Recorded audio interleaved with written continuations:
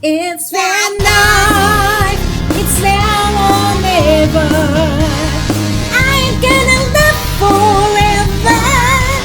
I just wanna live long life. It's Vanlife. Hi everybody. Hi! Welcome back to another episode of Hey, we're doing our first review today. So as you can see, we're feeling a little better. If you've seen our last video, we had COVID-19. All of us! Everybody in our family. So we're feeling better. So our first review has to do with a refrigerator. We're not being sponsored by the company or anything like that. We're just doing it merely for knowledge. For those of you who are getting into van life, just like we are, and you want to know what it's about and how the benefits of it. So this is 12 volt, but it also runs off of shore power if you're able to be somewhere where you can connect into an electricity source. So it runs on 220 volt, but it also runs on 12 volt.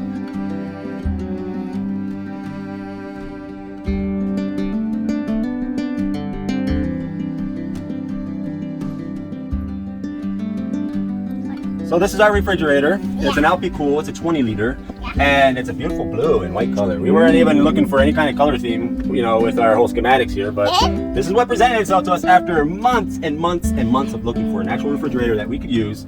This is what came to us. It's a little small for us, but it goes right at the end of our sofa. Perfect. And believe it or not, when I built that sofa, it could have come down to here. I don't know why I did not do that. Because when the bed comes down, the bed's all the way out to here. So I left the space here. Maybe I was thinking of like a side table or something. I'm going to open it. Okay, she's going to show you. Even a kid can do this. Okay. Whoa. So it's 20 liter, but as you can see, I mean, really, all we need it for is our juices. These are tall. Look how tall these are, and they fit in there. Yeah, see, this also fits And soy That milk. fits in there. Yeah, look, it already has ice. We have Miriam's mixed vegetables. We have hot dogs. We have ice cream. Really, it's anything we could want for, at least, I'd say 4 days. That's creepy thing, it's ice. See? Could be up to a week, really. It's ice in the fridge. So this isn't like a major, huge refrigerator or anything, but it's only 40 watts, or maybe 45 watts at the most. Okay, we're gonna close it now, okay? Okay.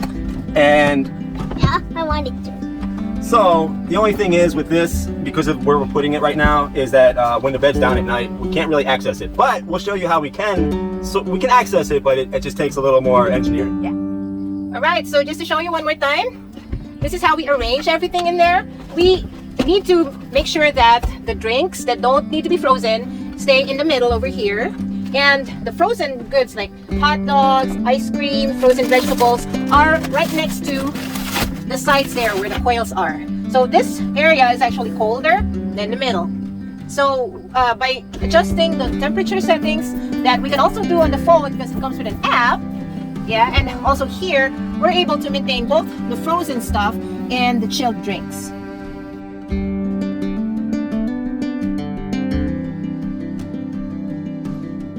So it also shows the actual voltage that you're pulling in. You usually want that. It's a 12 volt, but it says 13.8 because we're on the shore power. So that's like ideal. Yeah. I mean, if it's right under 14, it's like the highest you can get.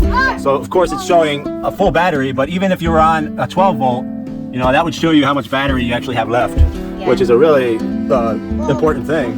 Yeah, if it goes beyond below 12, your battery needs to be charged.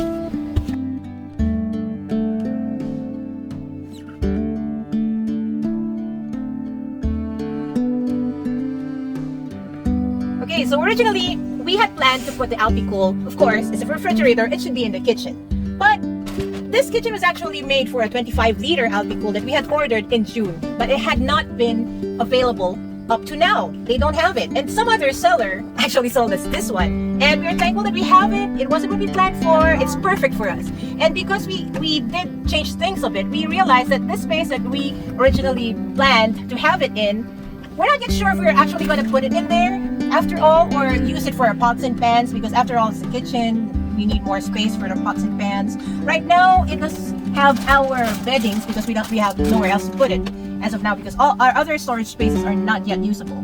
We still have to build it. So we'll let you know what happens, where we're actually going to house it permanently in the future. So that will be in another vlog. So really, when you're planning out your van build, you want to be thinking, okay, where is it most accessible, right?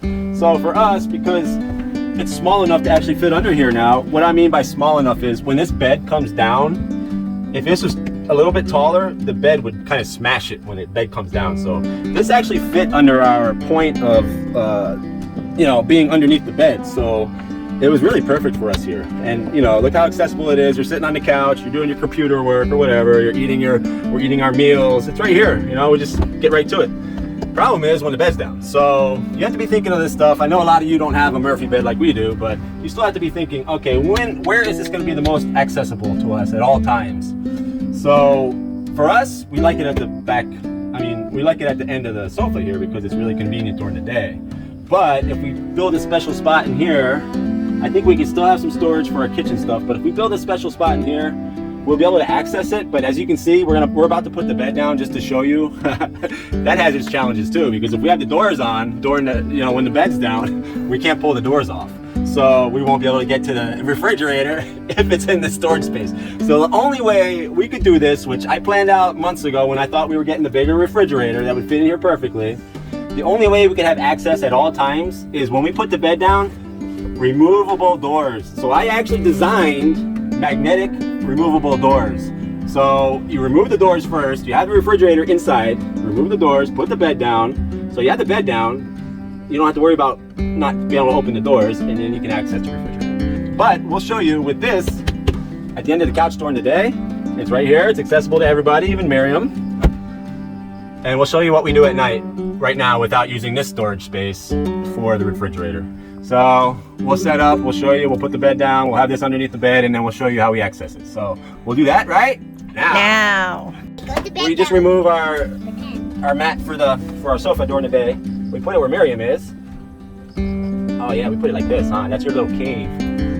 We just turn our little wheel, or whatever it is. Put the bed down. I'm helping you. I know what to help you with that thing. Fits perfectly onto our little ledge that we have in the kitchen here. Yeah. Yeah, you're helping, I know. So, this is what I was talking about. I mean, we do have the, can you hand me the doors? So, this was kind of, should have been shown earlier, but magnetic doors, we have magnets down here and up here. So, during the day, those could be there.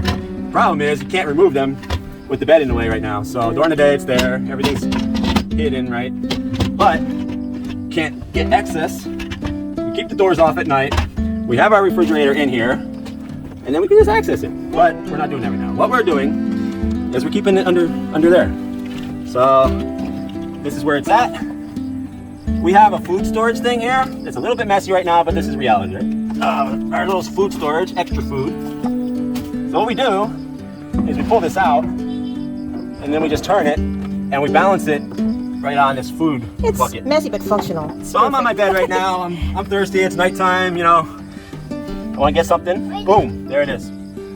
It works for us. It's functional. This is a small enough refrigerator to where we can actually slide it around one-handed, and we don't really have to worry about like the weight or anything. Like it's small enough to where we can do that. So it actually works for us. Look, put down, slide it under for the night. Right? Perfect. So what would you do? Would you try to find a special place in here that we have to build out and build more shelving and, you know, hurt ourselves with screws? Or would you just see, during the day it's here, it's next to the sofa, going that way, but at night, we just pull it this way, so really all we have to do is pull it right out. Easy, one-handed. We have access to our stuff. It's still plugged in, see? We still have full energy. So I think we should keep it down next to the sofa at all times and just pull it out at night so we have access to it like this. I don't know what you all think. Leave us a comment. The only downfall to that is we have to have something here to support it, and this is gonna be our shower area. You know, shower, toilet over there. So the step down is really obstructed if we have something here. I mean, it's already a small area, but if we have to have something here to be able to support this at night, especially, I mean, if we need to go wee-wee at night or something like that, you know, it's gonna be harder to step down because it's already a narrow area.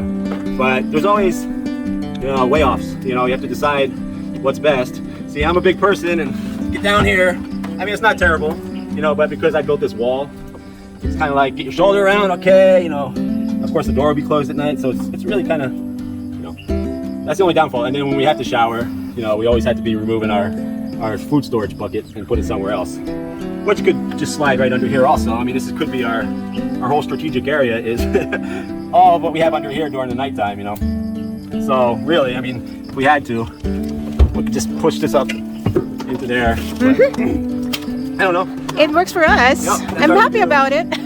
That's our review for the refrigerator. And we hope you enjoyed it. We hope you learned something or thought of something at least for your own van build. You know, this is what we're trying to do. We're trying to help continue to form this community of van lifers that are DIY van lifers too. So, you know, we like to do as much as we can by ourselves, even though it can be really challenging at times and it gets really burdensome. And then you get COVID. And you get COVID. You have to lie in bed for long periods of time, even when you want to work, Yeah, but you're just out of breath. And even now, I'm finding transitioning back. I mean, it takes very little to get me out of breath again. So Me too. we have some daunting projects ahead of us still. This whole bathroom area, especially, you know, and it's going to be really a challenge because, yeah, we get winded very easily now. So we'll see what happens. I don't know, but at least having this refrigerator, you know, if you saw our last video when we did have COVID, we got this right before we got COVID. Yes. So having this right here was a real blessing for us. So we're grateful to have it. It's small, but it does its job. You know,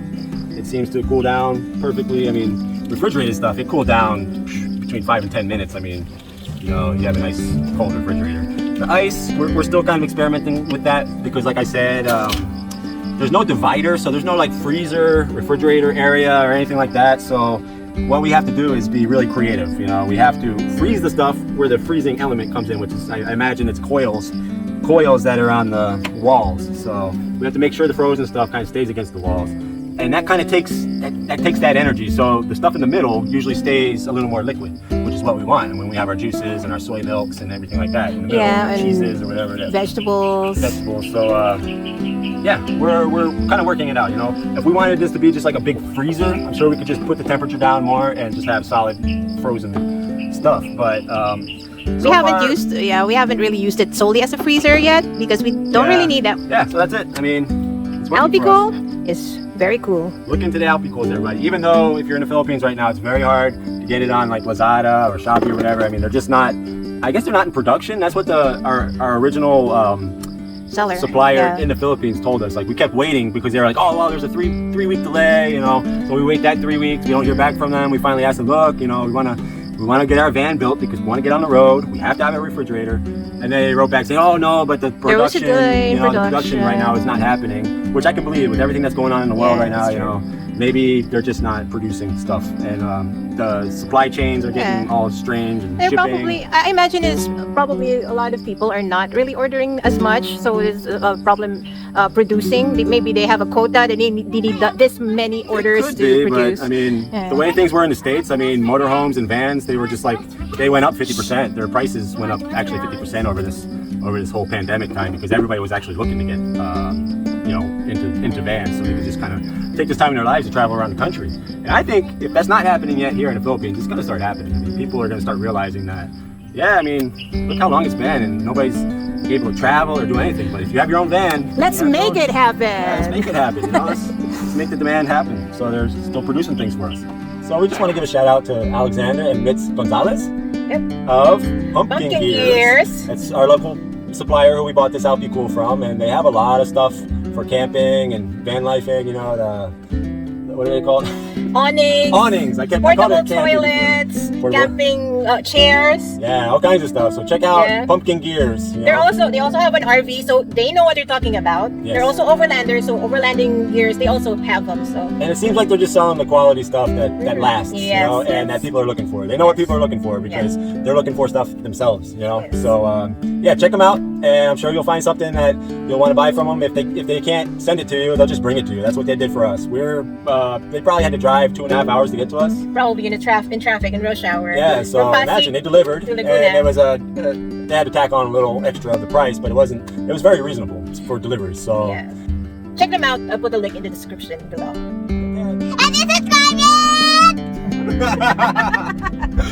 Anyway, we hope you liked this episode. We had fun doing it, right, Miriam? Yeah! Miriam's really been missing the videos. She's really getting into her own artwork with it, and she's really doing a lot of vlogging by herself these days. So hopefully, at some point, some of that makes it onto some of these episodes, at least chunks of her vlogging. She's learning the ropes. Well, if you have any questions about the Alpicool, please feel free to comment down below, and we'll try our best to answer them. And I hope this episode helps you. And as always, sending love from the Philippines.